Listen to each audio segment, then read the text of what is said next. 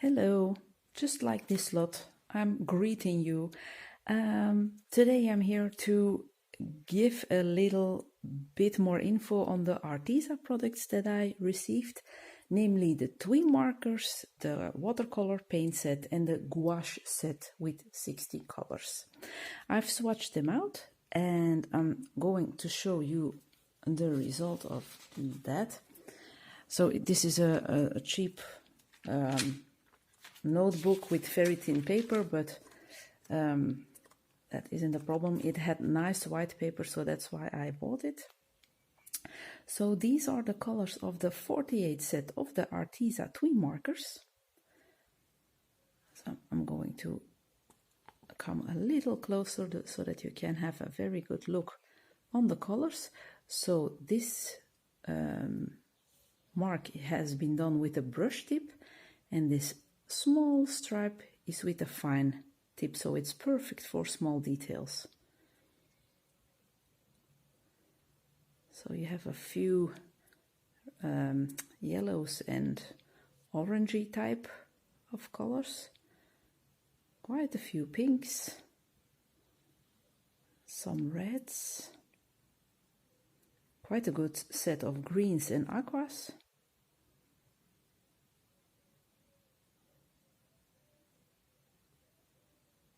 I'm going to zoom out again so that you can get an overview.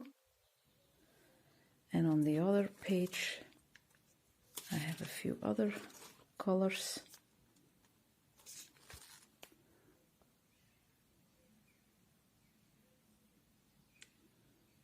So these are the ones. And what is noticeable about the 48 set is that you only have one decent brown. So if you like to color in nature pictures or using a lot of browns for coloring in some animals or such, this set has way too less browns. So I would recommend to look after the 100 set.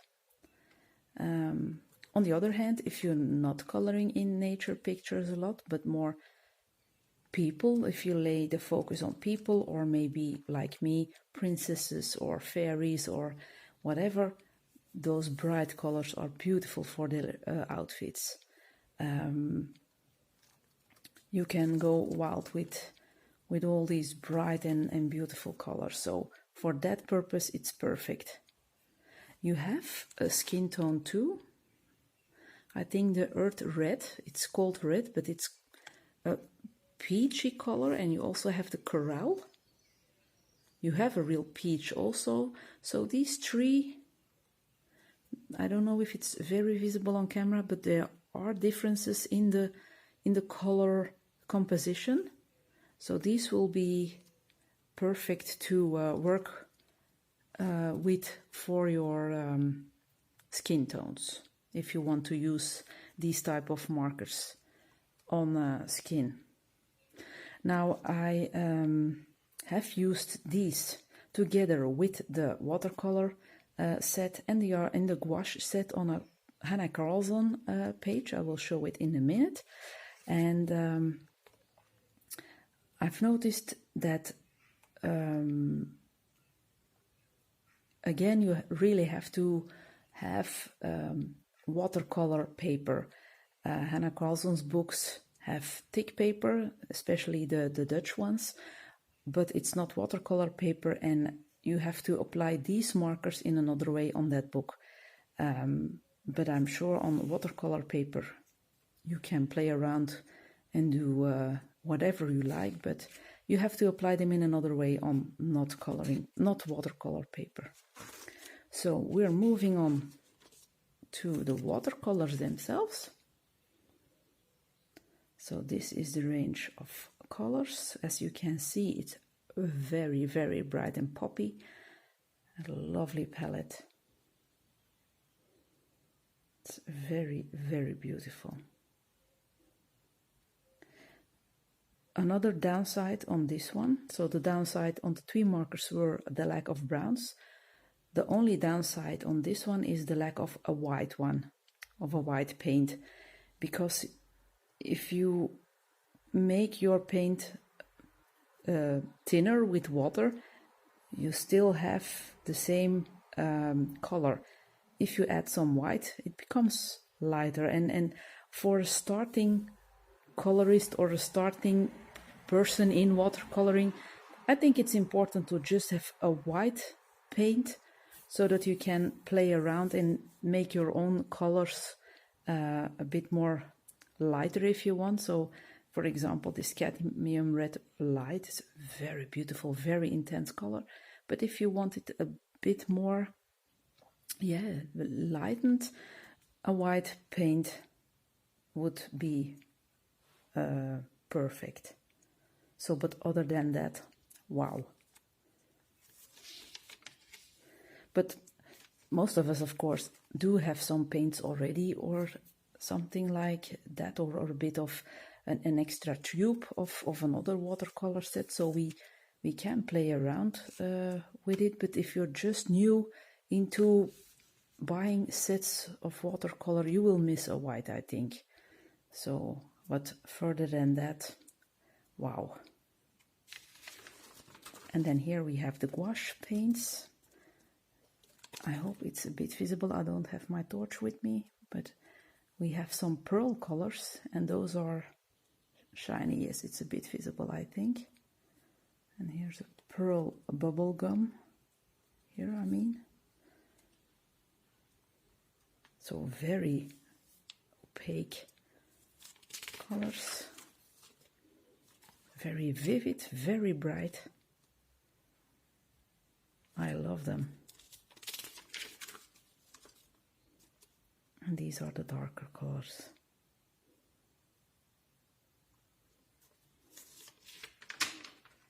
No downside to these. Absolutely not. Although it's not really a downside, it's just a thing to keep in mind. That's something that can be missed, and the same with the brown tones. It's definitely not. I'm definitely not saying that these watercolors are bad in any way. No way, they are fantastic. But it's something to consider. Just a point to keep in mind. So, and now I will show you the picture that I've colored in at the end of May. Don't mind the ugly stains here.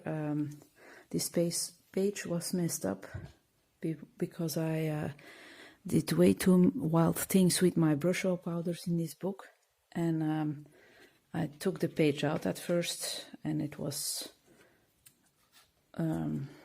almost in the paper bin. You can see the folding here, and I also did a folding right here, but I've saved it afterwards. And yeah, the background is done with Albrecht Dürer pencils, so you don't have to notice that part of the coloring. I will start with the gouache.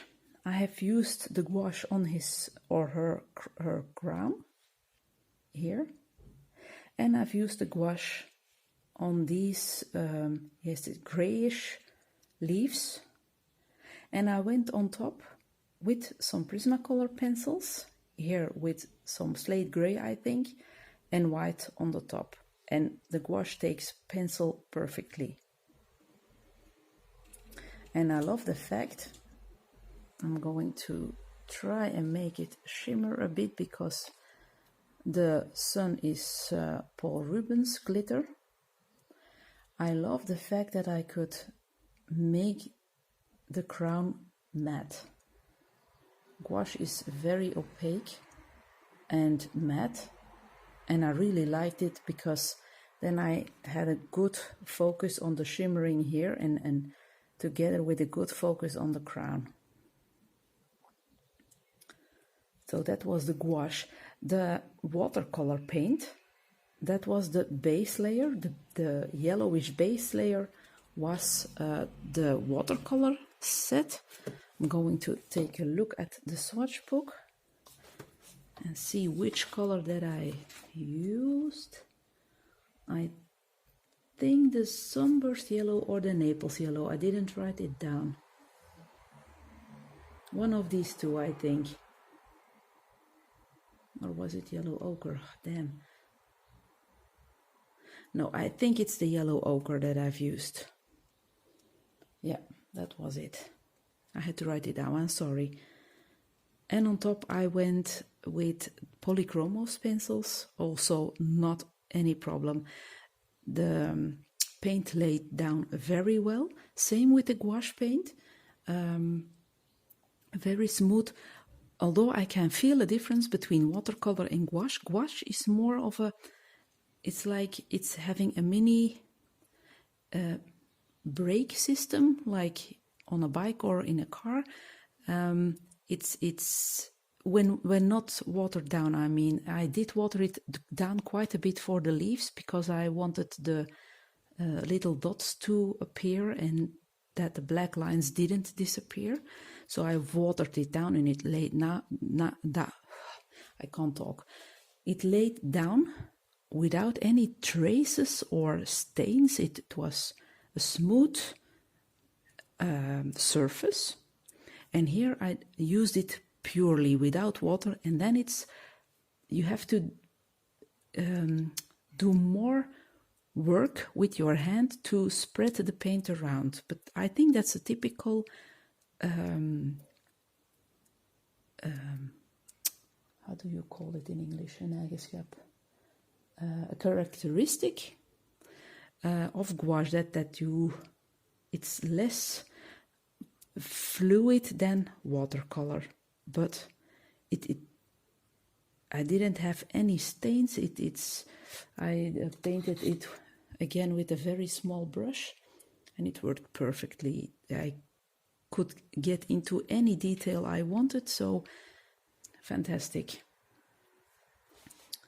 So the watercolor set,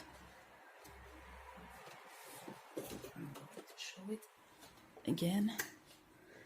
So the base layer for the deer was done with this set, and I did some extra swatches. It was this color, this one. So I think, yep, the yellow ochre. This was the base layer for my deer. Sometimes, as you know, I use alcohol-based markers for base layers to go over with pencils. But since it's a double-sided book, although this drawing isn't my cup of tea really, I could have used alcohol markers, but if it's a double-sided book, I prefer to use another medium, and in this case it was a watercolor, and it took the pencil afterwards on top very well. Of course, I could have painted the details or the shadows with another color of this set, but I'm not that experienced yet in painting. I hope I will learn in my coloring journey to be able to do that. So only painting, but I'm not that far yet. But anyway, I really like the brightness of that yellow ochre that is still very well visible. So it's very very good material, and look at these colors. Wow, they're super bright. I really love them. This one is so beautiful. This one too, I love them all. A very beautiful palette, and this one is also a very lovable color. I'm not sure how this is called. Deep red. It's a deep red. It's beautiful. So, and then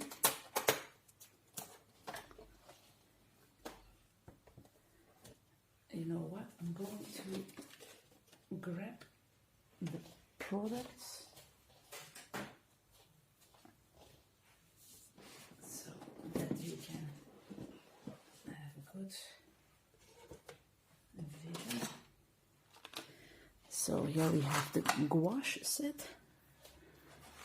So I did use them, as I said, on the crown and on these leaves, but on the leaves the same color as this one, but watered down so that it would be more transparent.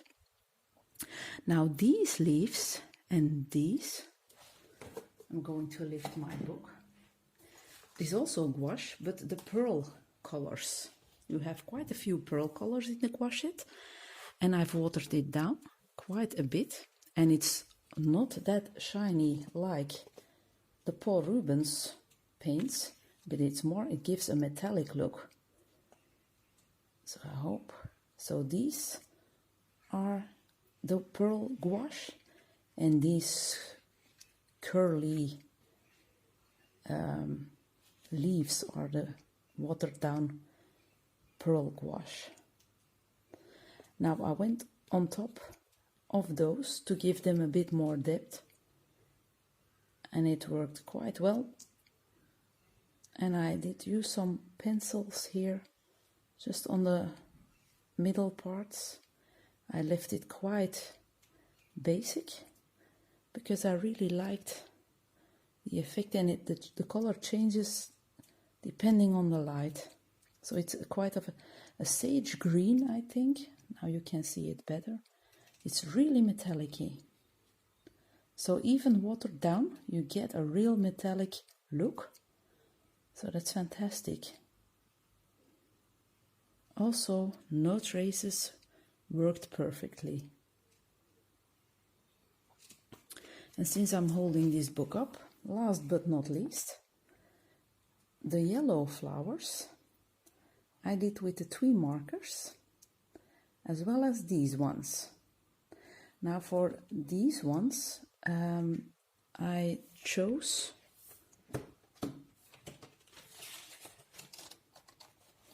rose red, but since it couldn't be applied directly on the page because the paper isn't suitable for these type of markers, I used my palette. This is my gouache and my Arteza palette. So this is the watered down gouache. This color for these leaves, this color for these, for the big ones, and it's dried up. I had quite some amount of paint and I didn't want to throw it away, so I can reactivate it with water again, and then I have my, again, a little bit of the product to use in another coloring. And these stains are from the twimarkers. I'm going to grab the twimarkers again so that you see what I'm talking about.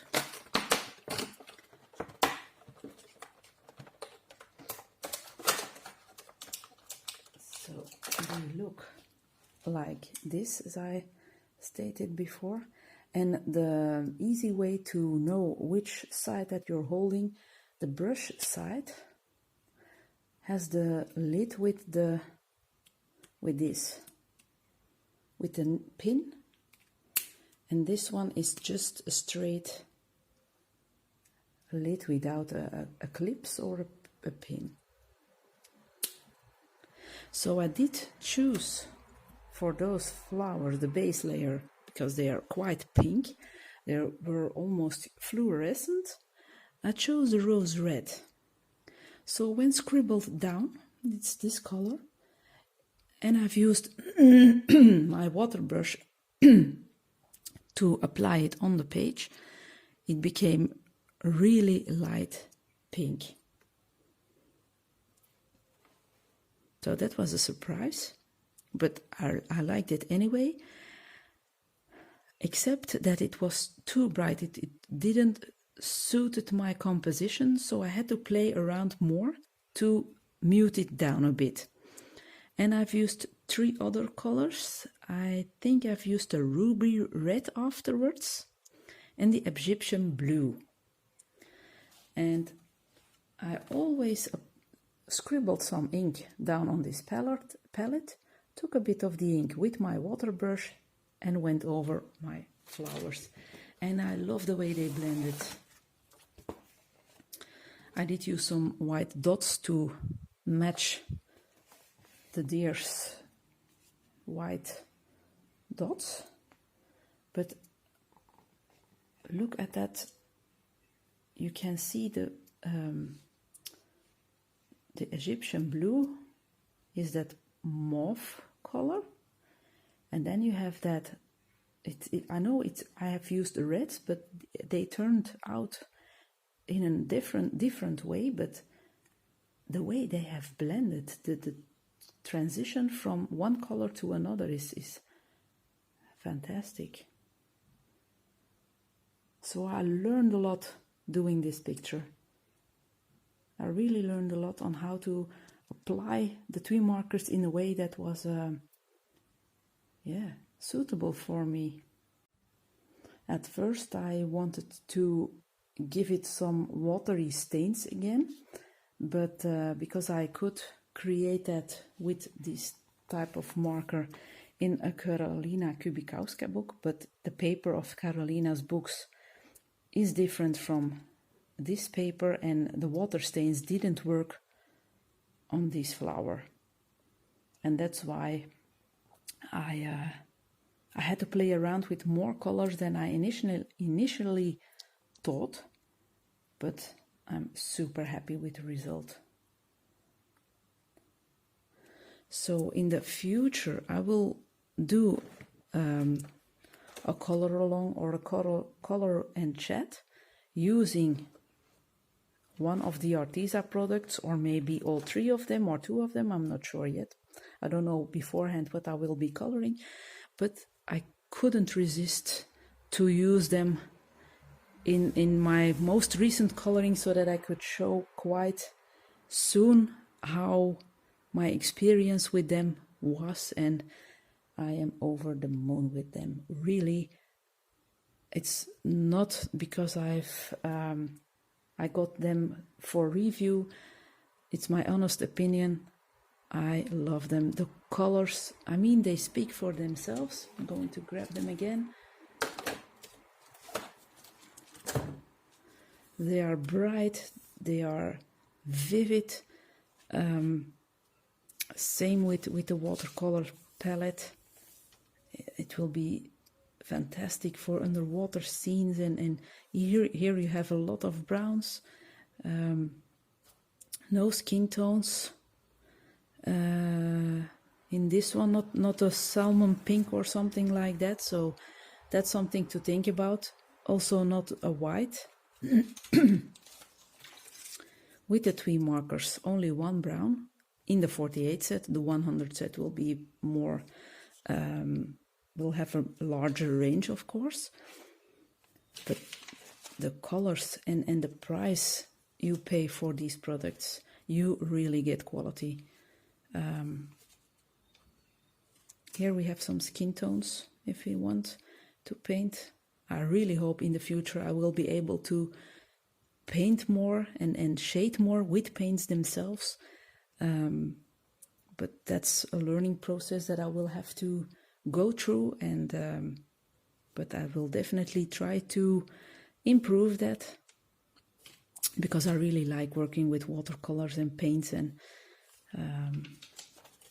but look at these colors.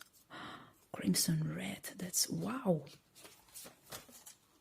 Look at that color. It's beautiful. And I love the names. They have some bumblebee yellow. That's a cute name. And the Bordeaux red. So super nice. I didn't water them down. I put a tube. I did a little dot on the page and then moved it around with a brush. So no water brush, just a paintbrush, not too wet.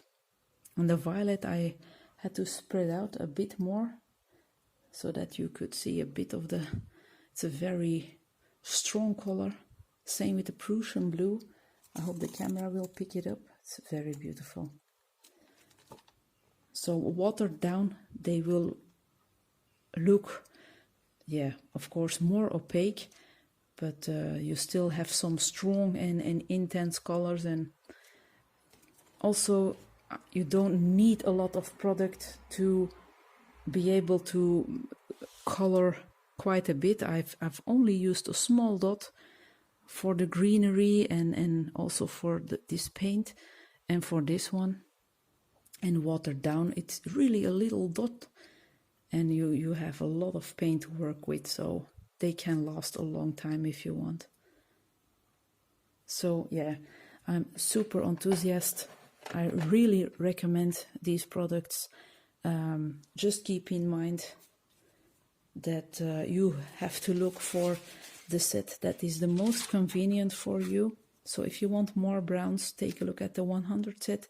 If you're more into coloring Disney princesses or fantasy characters and you want to have poppy colors for their clothing, this set is perfect. With the watercolors, keep in mind that you don't have a white one, but other than that, these jump right into your faces. Wow.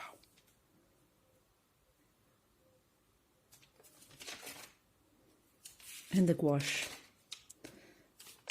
it's yeah, a fantastic product. So okay, I hope you've enjoyed my first impressions video. If you have any questions about these products, don't hesitate to ask. You can visit the Arteza website following the link or the links down below my video. There's also a discount code available if you want to shop over there. More info in the info box below. And I am an affiliate of Arteza. If you want to shop over there, you don't have to pay an extra amount of money on the products, but so the price stays the same for you, but I get a small commission so that I can invest that again in buying other things for the channel. So just so you know. Okay, I'm going to say goodbye for now. Don't hesitate to ask any questions if you have some.